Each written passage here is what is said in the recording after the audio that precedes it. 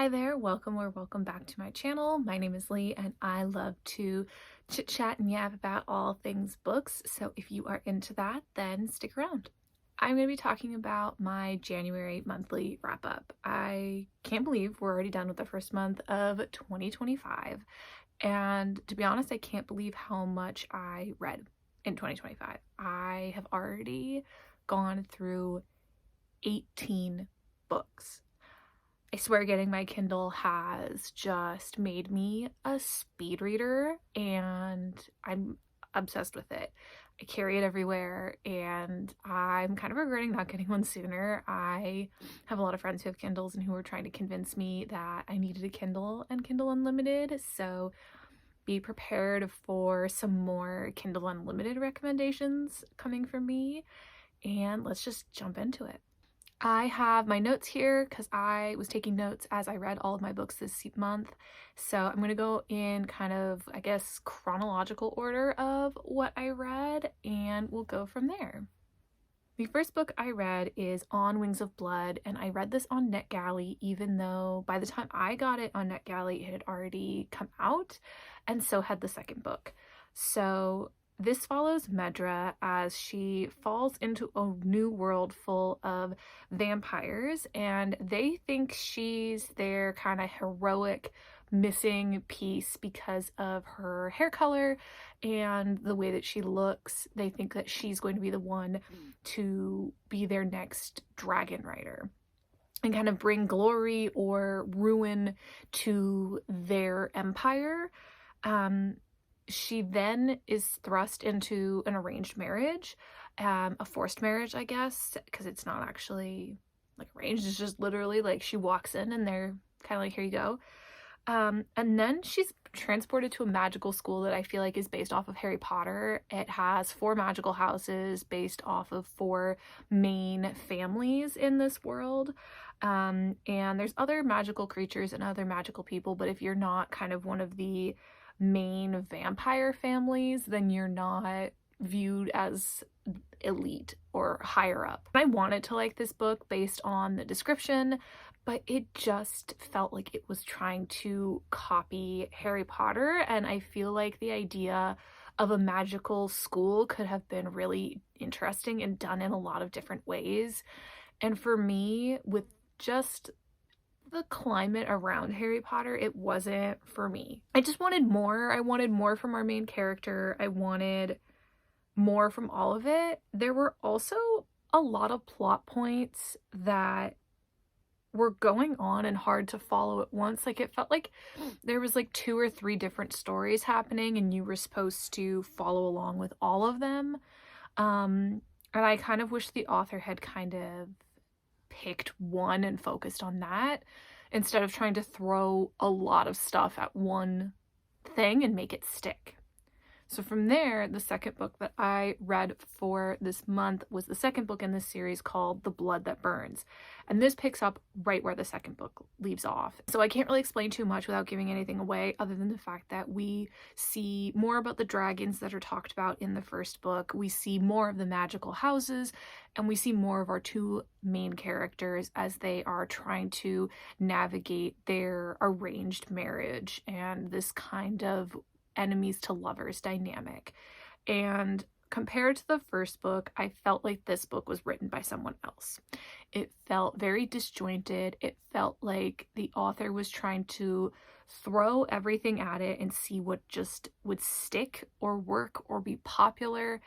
So I gave this 2 stars, maybe 2.5 if I was feeling generous, but it made me not want to continue with this series. I actually almost DNF'd this book because I was pretty disappointed. It just felt like more and more as we got deeper into this book that the author was just quite literally following the plot of the Harry Potter books or parts of the Harry Potter books and throwing random pieces of that in, which for me, I didn't particularly enjoy because it felt unauthentic to the rest of the story going on, and it felt so random that it was really hard for me to continue and follow what was going on. I did start to like Blake, our main male character, just a little bit more, but overall, it made me not like our main female character. I liked her more in our first book, and by the time we finished the second book, I didn't really like her. And my other issue was there was a lot of things that were brought up at the beginning of the first book that were supposed to be major plot points or things that were going on, and they never went anywhere. Like, they'd be sprinkled in with these very soft mentions and then never kind of brought up again. For example, our main character, Medra, is from an entirely different universe and world. That's never been brought up other than the occasional mention that, like, oh, you're not from here. That's right, you don't understand our history and you don't understand our culture because you literally are not from here. So for me, that was like my kind of big qualm. But otherwise, I really don't think I'll continue with this series. From there, I read Most Ardently, which I gave 4 stars. This is a queer Pride and Prejudice retelling, and it follows Oliver Bennett as he decides if he will come out to his family, what his future is going to look like, and how to survive in a very traditional high society in England. I really loved this. I think I read it in one sitting. It's pretty short and really enjoyable. I thought it was really cute and really sweet. I personally haven't really read Pride and Prejudice. I've seen the movies a very long time ago, so I really enjoyed reading this because I didn't particularly know all of the characters and the story, so it felt new to me. I thought Oliver was a really great character, and I just thought it was really cute, and I overall just really enjoyed it. It was a good palate cleanser between the last 2 books that I had read. From there, I read Spark of the Everflame, and I gave this 3.75 stars. This had been pretty hyped up to me through social media, and I think I just went into it with too high of expectations because for me, I just didn't think a lot was going on. Like, I know things happened in the plot, but at the same time, it just felt like nothing was happening. And that was kind of weird for me. In a mortal world colonized by the gods and ruled by their descendants, DM, our main female character, has to make a difficult decision. Does she run away from her mundane life, or now that her mother has gone missing, does she fight? She's a healer and she meets Prince Luther, who is somewhat connected to her mother's disappearance, and he convinces her to help at the palace with the dying king. I liked the idea of this book. I did. And I might continue with the series if I feel like picking up the next book, because it did leave off on a pretty big cliffhanger that actually had me intrigued. But I kept reading it thinking, when is something gonna happen? Like, actionable items kept happening and the plot kept moving forward, but also at the same time, I just kept kind of feeling like I wanted more.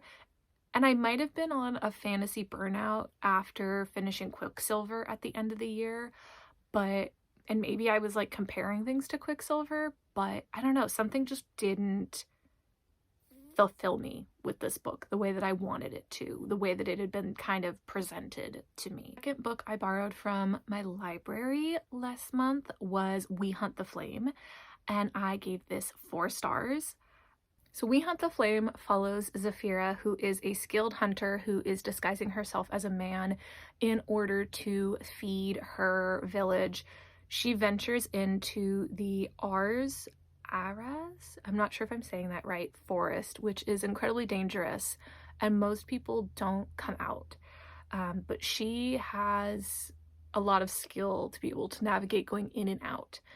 Our main male character is the Crown Prince, who is also an assassin.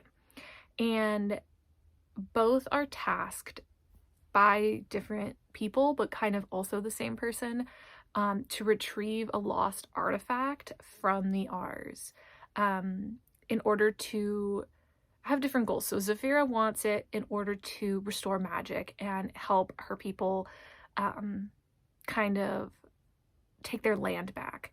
while Nasir has been ordered to kill the legendary hunter who is Zafira and steal the lost artifact after she finds it. This was just really overall a super unique fantasy read. I thought the world was really unique. I thought the plot was really unique, and I loved the challenge of finding a lost artifact in kind of a very mysterious and dangerous forest. It took me a little while to get into this book, but once I did, I was really hooked. And I had to Google a lot of the Arabic words in order to kind of keep up, which I'm okay with. I thought that was really kind of interesting for me to learn and experience a different culture in this way through this YA fantasy. I thought the writing in this book was really beautiful.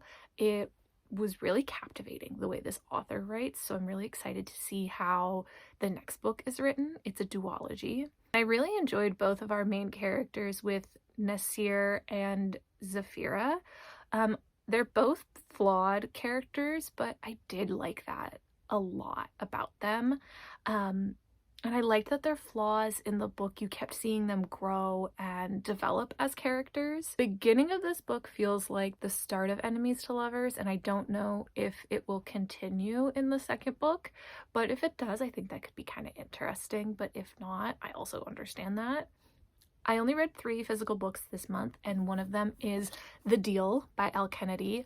I read The Graham Effect first by accident, not knowing that that was a kind of series after this series, so I immediately put a pause on it after I finished that, and I knew I wanted to come back to do this series because there's a TikTok audio that has me obsessed, and there's a book that I know I'm gonna love, so I'm trying to get there. Hopefully in March I will get to that one, but I started with The Deal, and The Deal follows Hannah, who is a music major, who's struggling with finding someone who can turn her on, and she thinks she's kind of broken. And then we have our golden boy, Garrett Graham, star of the college's hockey team, and he is failing a class that he is taking with Hannah, and she is passing. So he keeps trying to convince her to tutor him to help him do well, and she keeps saying no, and they kind of go back and forth like this for a while until they come up with a deal. He will help her make the guy she has a crush on jealous if she agrees to tutor him and help him pass the class he's in. Garrett Graham, the man that you are. I adored this book. I already know I'm going to adore this series. I love Elle Kennedy's writing. I think she's a really amazing author, and I can see why she just does hockey romances so well. This was fantastic. This book does mention rape, so keep that in mind. It's not current, like it doesn't happen in the book, but it is talked about a lot between our 2 main characters. So if that is something that might be triggering for you, that's just something to keep in mind. The hockey boys on this team reminded me a lot of JJ and the other guys from the Icebreaker series, which is why I'm already loving it. I feel like I just kind of moved from one hockey team to another, and I'm already learning that I love every single one of them. So I'm excited to keep going and see what's next in this kind of hockey world.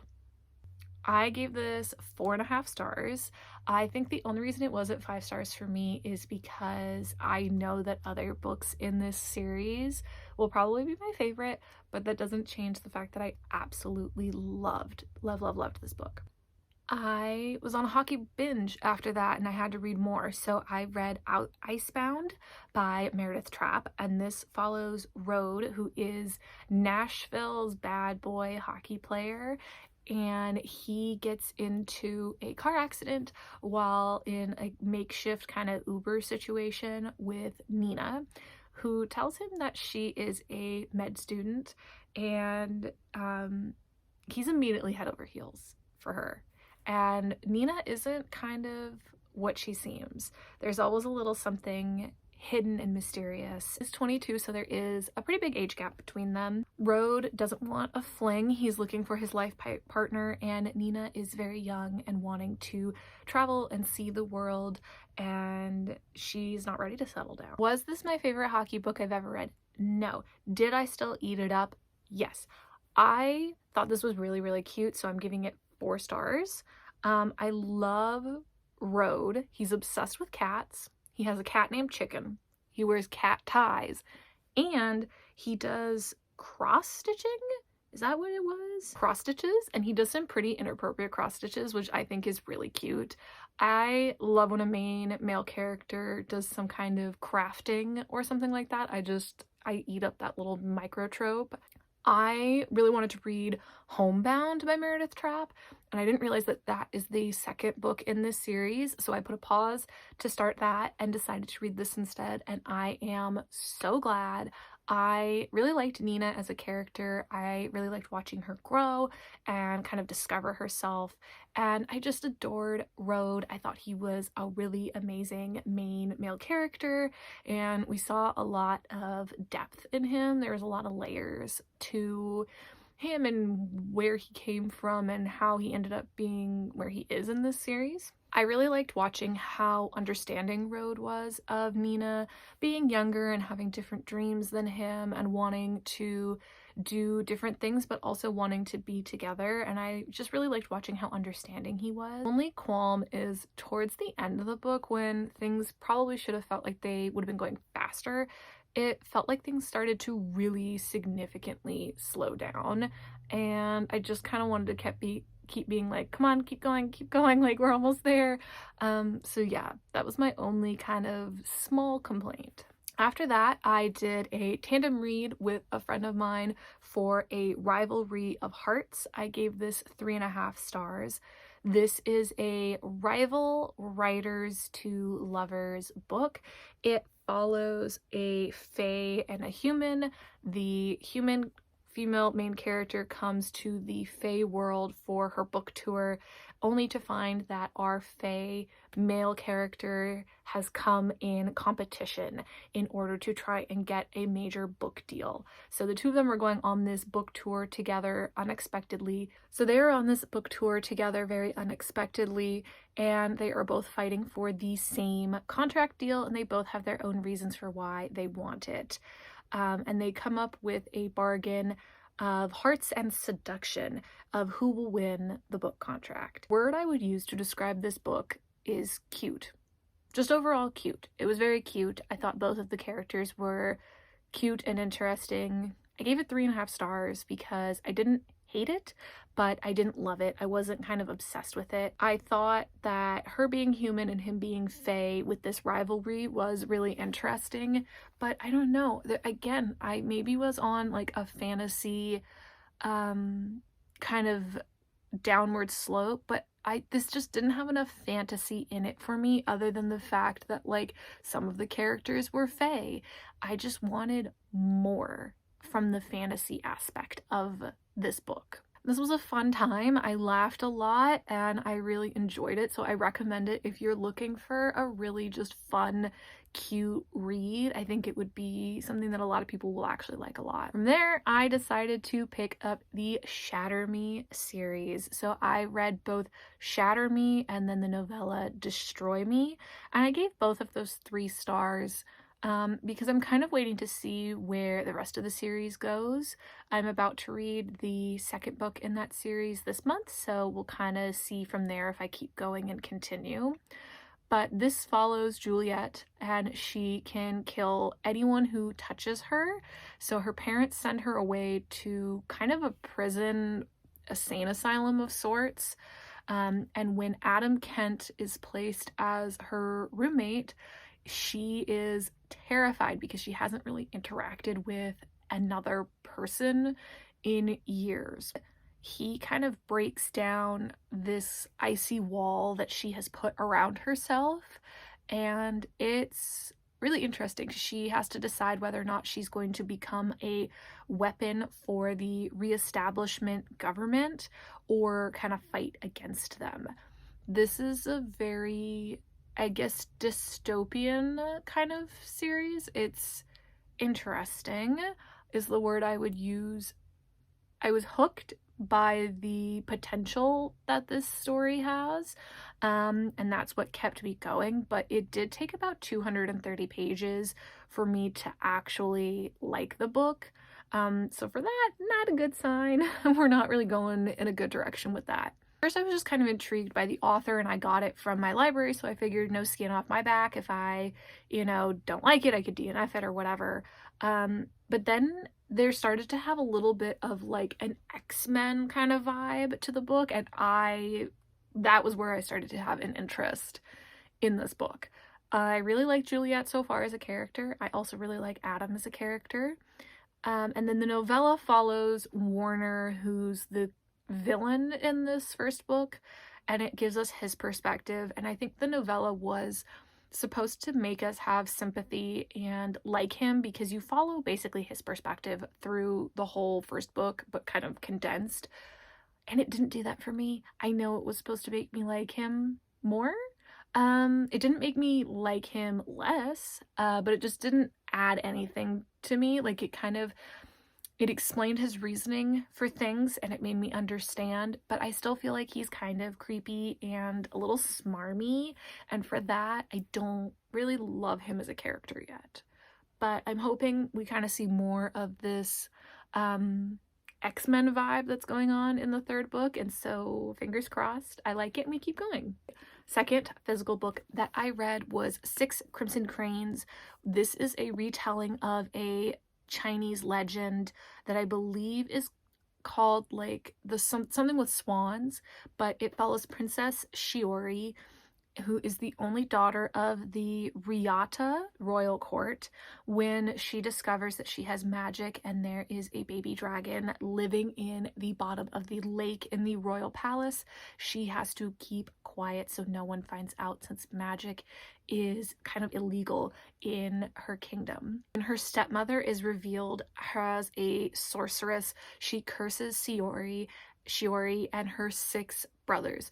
So her 6 brothers are turned into crimson cranes, and Shiori is forced to have a bowl over her head, which she cannot take off. She cannot say her name, and she can't really speak or write down what's happened to her. So she can write pretty much everything else, but she cannot tell anyone who she is or what has happened. And so this follows Shiori as she has been also transported pretty far away from the royal palace and away from her brothers. So we start with her trying to reunite with her brothers, reunite with her dragon, and try and figure out how to break her stepmother's curse. I thought this was so beautifully written. I gave this 4 stars.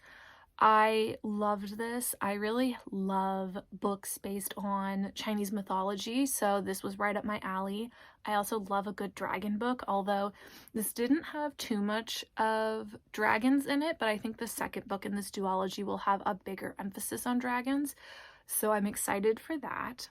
I also thought the way this ended was really well done, because it's a cliffhanger, but not too much of a cliffhanger where I need to pick up the book like instantly after I finish it, which I really appreciate. I want cliffhangers that don't make me want to pick up the book immediately afterwards and have to wait months and months to years for it with a kind of aching longing. I like having almost a soft cliffhanger. I personally became very emotionally attached to Shiori and was rooting for her throughout this entire book. I thought that it was just a really cute YA fantasy. Here we go with more hockey romances. I picked up Rules of Our Own, which is in a standalone interconnected series, but it is the 3rd book, and it is a kind of why choose romance. So it follows Mia, who is a doctor who's been in love with her 2 best friends from college, River and Alex. When she is in college, she decides to kind of separate herself from the 2 of them so she doesn't destroy their long-standing friendship. So we leave off with that at the beginning, and we jump about 5 or 6 years later. They're out of college. The 2 men are now on the same hockey team, and they are all reuniting for their best friend's wedding. And Mia shows up and finds out that she is staying in a villa with both of these guys.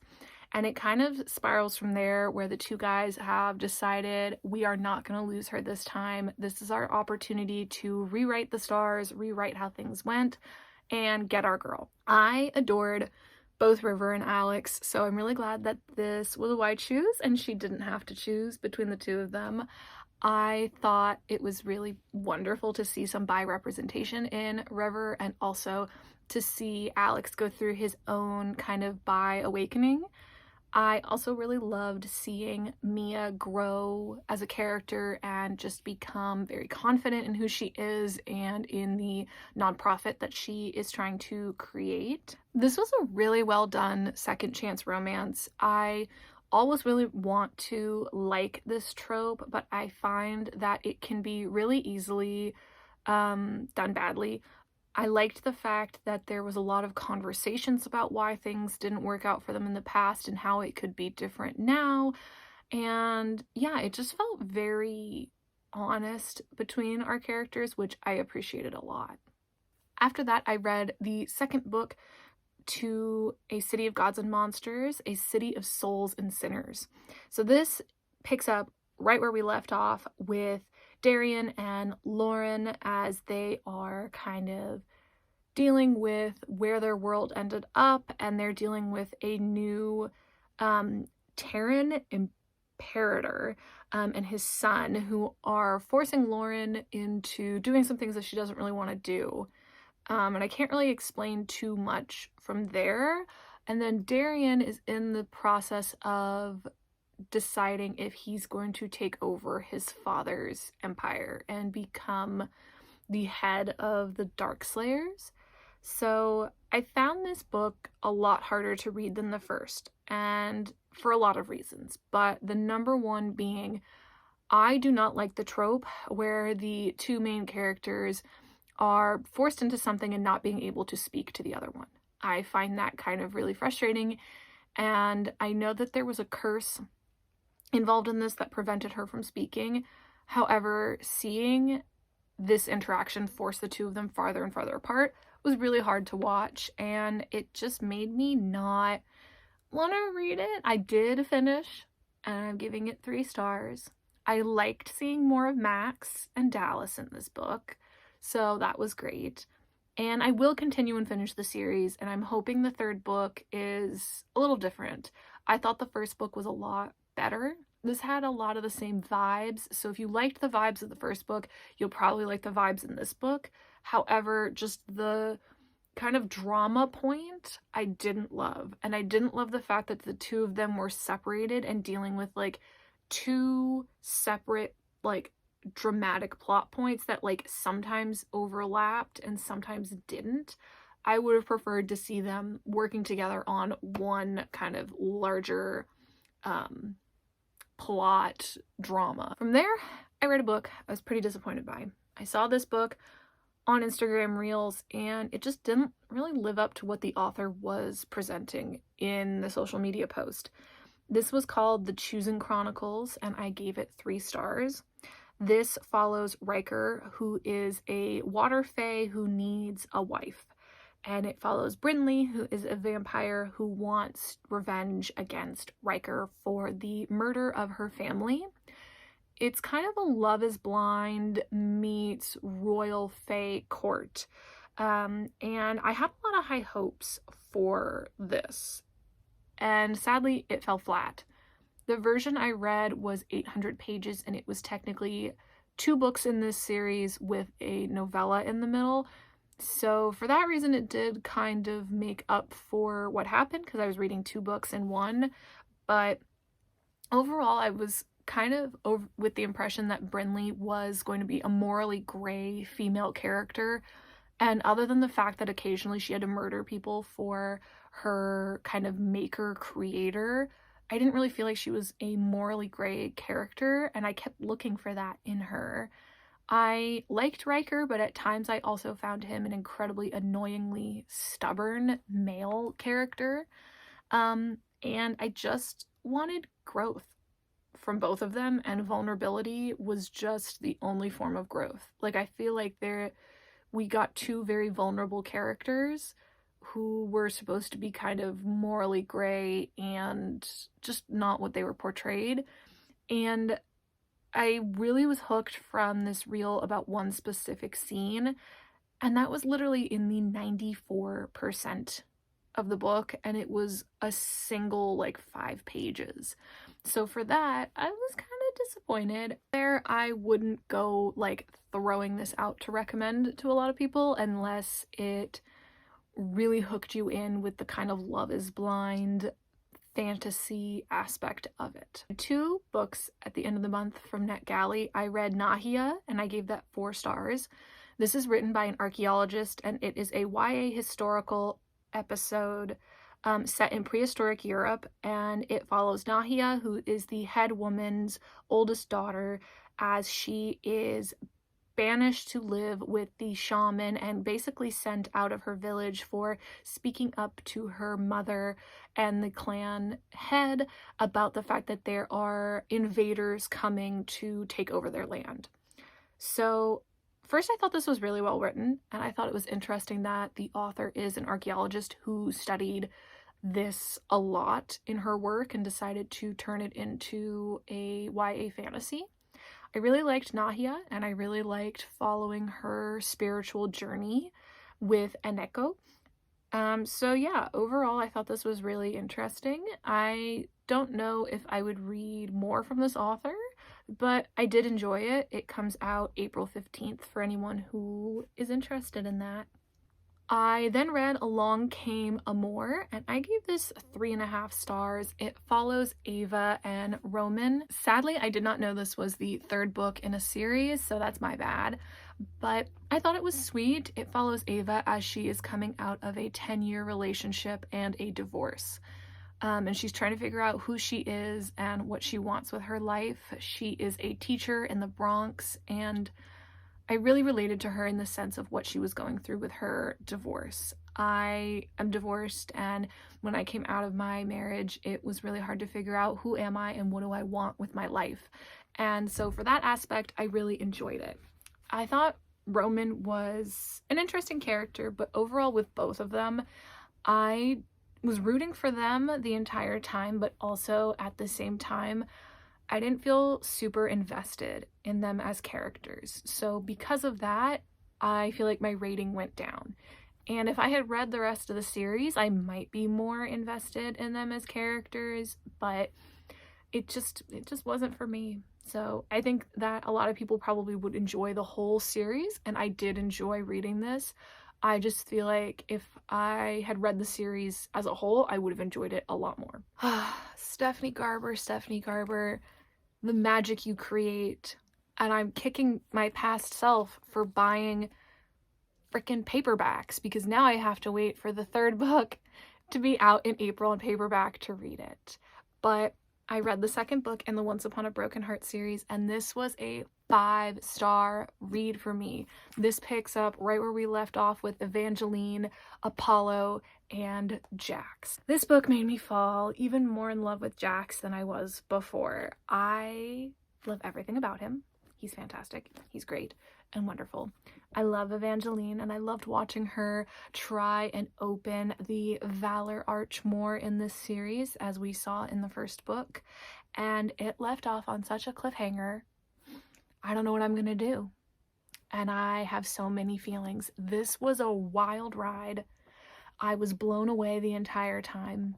I literally couldn't put the book down. It was so good. It was fast-paced, it was action-packed, and it was freaking incredible. So 5 stars from me. My next 5-star read and my last book of the month was Bourbon and Lies. This was absolutely amazing. This follows Lainey as she is in the witness protection program, and she goes from New York City to Fiasco, Kentucky, where she is hidden away on a bourbon distillery with the Fox family.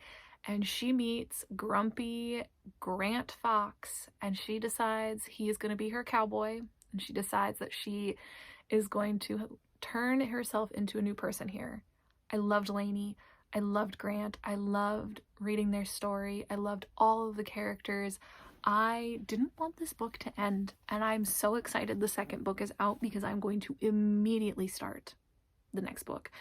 I thought this was amazing. It was action-packed, it was filled with love, it was filled with mystery.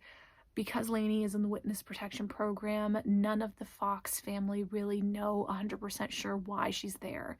And so Grant goes into high alert, worried that she's going to bring danger to his family and his brothers.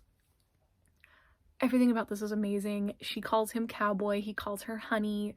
There's just the most amazing, unique scenes in this book. I need a physical copy.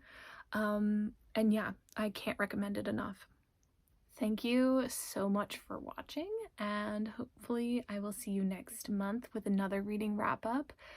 I would love to know what your favorite book of the month was, and if there are any books that you think I should read based on what I read this month.